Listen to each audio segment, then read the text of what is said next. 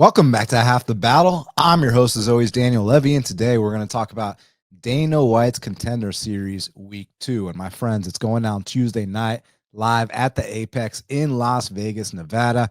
We got 10 prospects fighting for that UFC contract. So without further ado, let's get right down to business.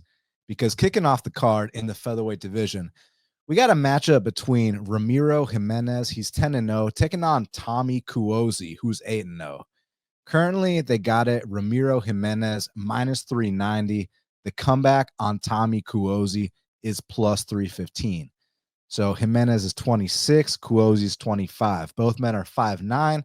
Jimenez is going to have a 2-inch reach advantage at 73 inches of reach. So great fight to kick off the card. I like both these guys. You know, Jimenez, I think, is UFC ready right now. And he's got a certain physicality about him. Obviously, this guy's a Mexican fighter. You know, he comes to bang.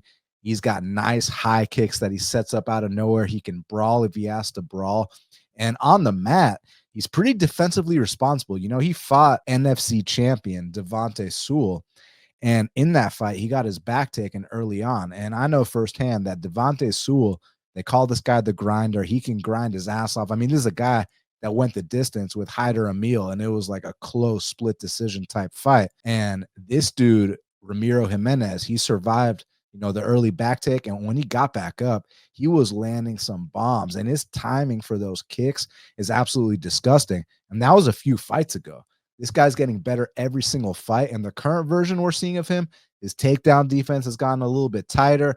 And like I said, man, that physicality is insane. He won this one fight via Kimura where, like, dude, he was in bottom side control and he gets the Kimura on the dude, reverses him, gets on top, and then finishes it. Like, you know, the kind of stuff that down the line, you know, might be kind of tough, but it's pretty impressive that he's pulling it off, and it speaks volumes to the physicality. Now, on the other side with Cuozzi, I like the fact that the kid is super enthusiastic. He comes to brawl, and he's kind of sneaky with his jiu-jitsu as well. The kind of issue I have here is that I think that the guys he's been fighting are literal cans, like literal hot dog vendors. And like some of these fights have been kind of goofy. Like in one of them, he fought this green-haired guy. He's spinning back kicks him in the balls. The ref doesn't see it, and then he takes his back and chokes him out.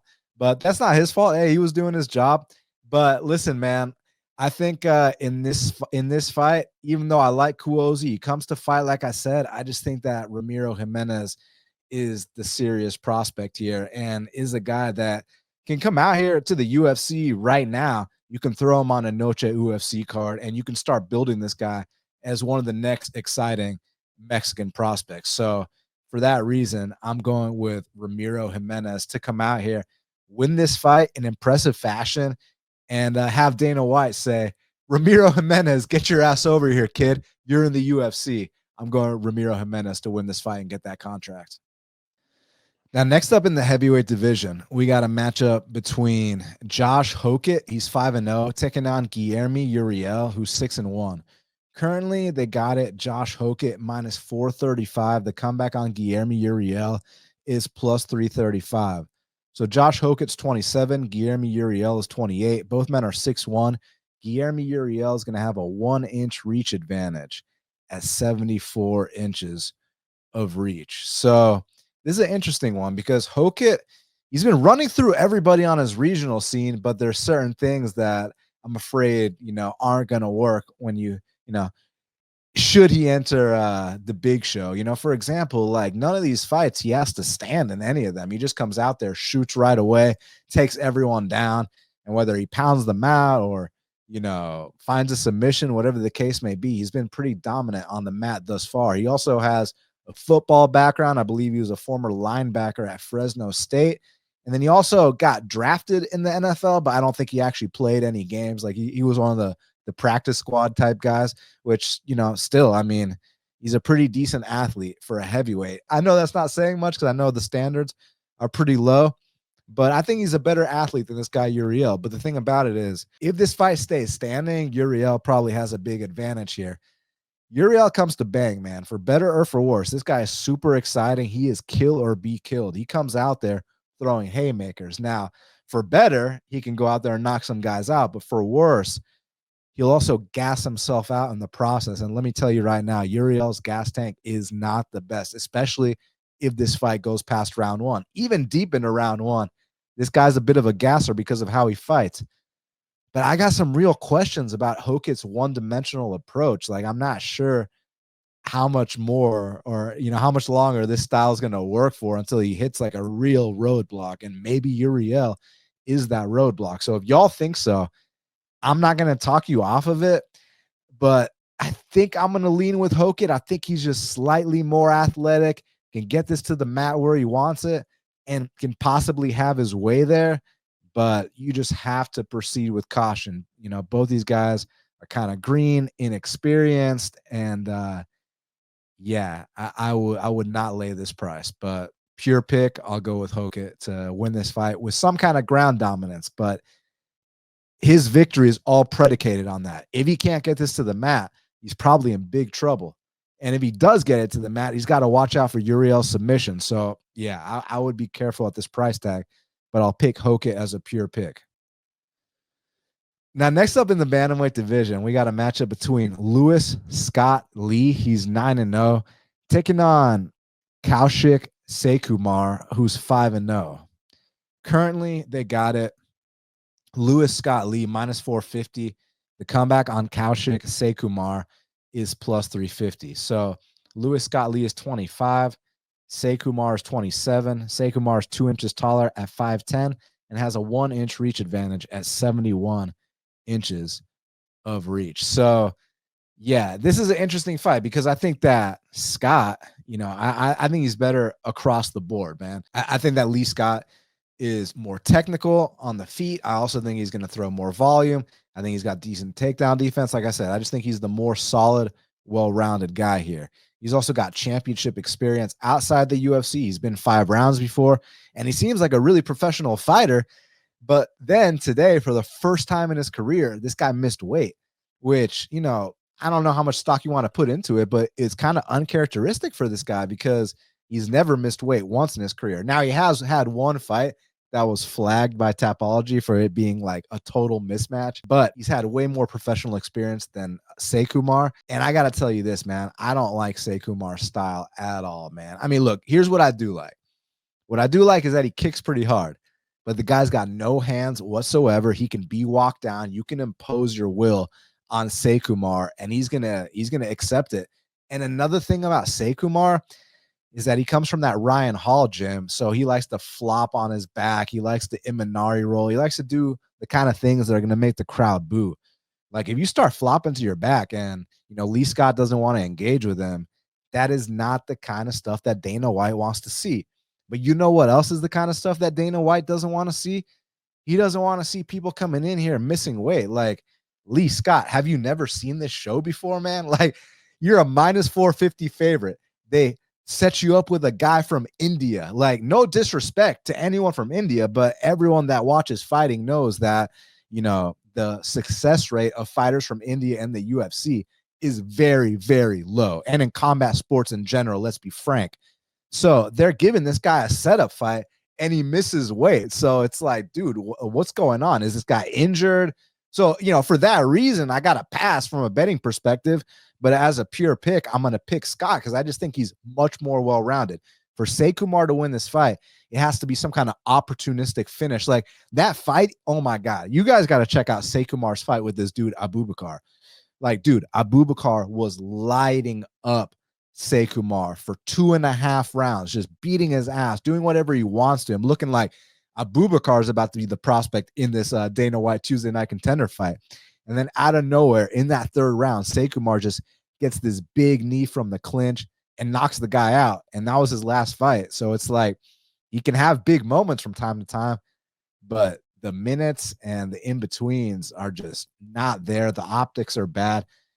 And as long as Scott's not injured, with that weight miss and whatnot, I think he should come out here and win this fight. But we'll see what Dana does regarding a contract, right? I think only one fighter's ever gotten a contract that missed weight, and I think that was Jake Hadley, actually. When Christian Rodriguez missed weight, they didn't give him a contract on that episode. So, and also Steve Garcia too. They didn't give him a contract when he missed weight. The only guy they've given it to is Jake Hadley. So we'll see what Dana White does on Tuesday if, should Scott come out here and win this fight.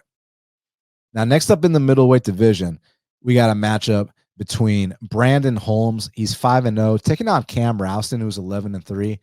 Currently, they got it. Brandon Holmes minus 160. The comeback on Cam Rowston is plus 130. So Brandon Holmes is 28. Cam Rowston's 30. Cam Rowston is 6'3", but I think he's more like 6'4". This guy's huge. Brandon Holmes is 6'2". Rowston's got a 78-inch reach, and Brandon Holmes has a 74-inch reach. So Rowston is making another appearance on the Contender Series. For y'all that don't know, he fought Torres Finney. He lost that fight, but they didn't give Torres Finney the contract. Cam Rowston took his ass whooping like a man. He's a tough dude, comes from that city kickboxing background. And the way I kind of describe his style is like, if you take a creative fighter in the video game and, you put all the stats at 70, and he's from city kickboxing, that's Cam Rowston. He's just, solid, average everywhere, pretty technically sound. But what I think is the big difference here is the experience for Cam Rowston. Coming in here 11-3, taking on a 5-0 guy in Holmes, who, man, I wanted Holmes to be so much better than he is, right? Like, you see the physique, you see the potential, the athleticism. You're like, man, like this guy can come out here and do some damage. And I was just super underwhelmed on the tape. Now, with that being said, I talk about it often. These guys with 5 or less pro fights, they're going to be making these big leaps every single time they fight. So there's obviously a chance that Holmes can come out here, look like the best version of himself, and put on that performance that, has been kind of eluding him. But what I honestly think here is this is probably a dogger pass situation, and Rowston using that range, that experience, that volume, probably come out here and win a hard-fought decision. So I'm actually going to take Cam Rowston to come out here and get this upset win. Featured bout in the featherweight division. We got a matchup between Jose Delano, he's 15-3, taking on Manuel Exposito, who's 13-2. Currently, they got it. Jose Delano minus 500. The comeback on Manuel Exposito is plus 375.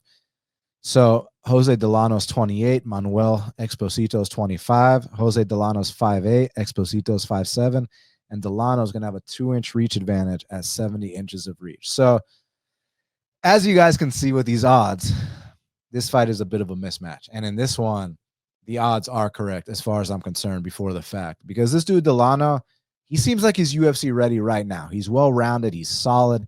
He's defensively responsible. He's got a good in and out style. He's technical, and he's been in there with real guys. He's battle tested. And with him winning a contract, all it comes down to is how exciting is this fight going to be? Because he has the skill and the ability to be in the UFC right now.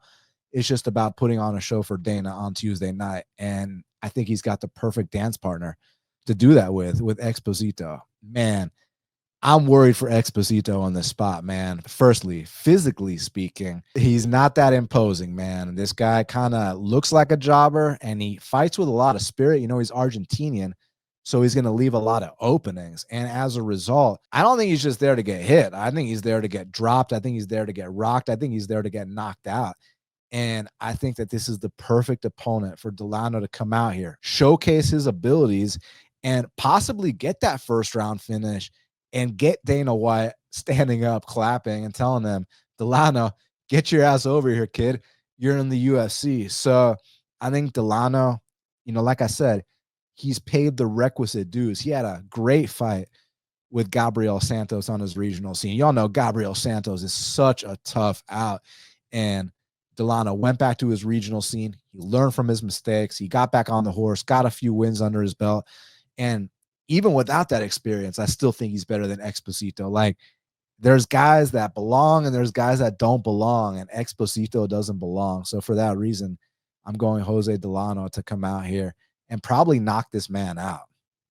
So now we got to talk about the fighter to watch for week 2 on Dana White's Contender Series. And for me, my fighter to watch is Ramiro Jimenez. I thought that by far he was the most exciting fighter out of the 10, the most violent, and the second most UFC ready. I think the most UFC ready is probably Jose Delano, And with the opponent that he has, it's going to be like, man, if Jose Delano messes that up, it's going to be like, wow, that'd be like a stun of the year candidate. But Ramiro Jimenez also has the kind of dance partner that's going to come out there and give him the kind of fight that he wants.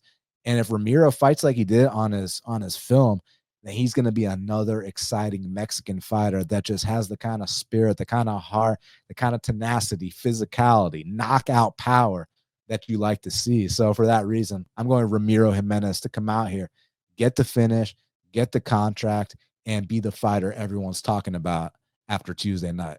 Well, my friends, we did it. It's going down this Tuesday night live at the Apex.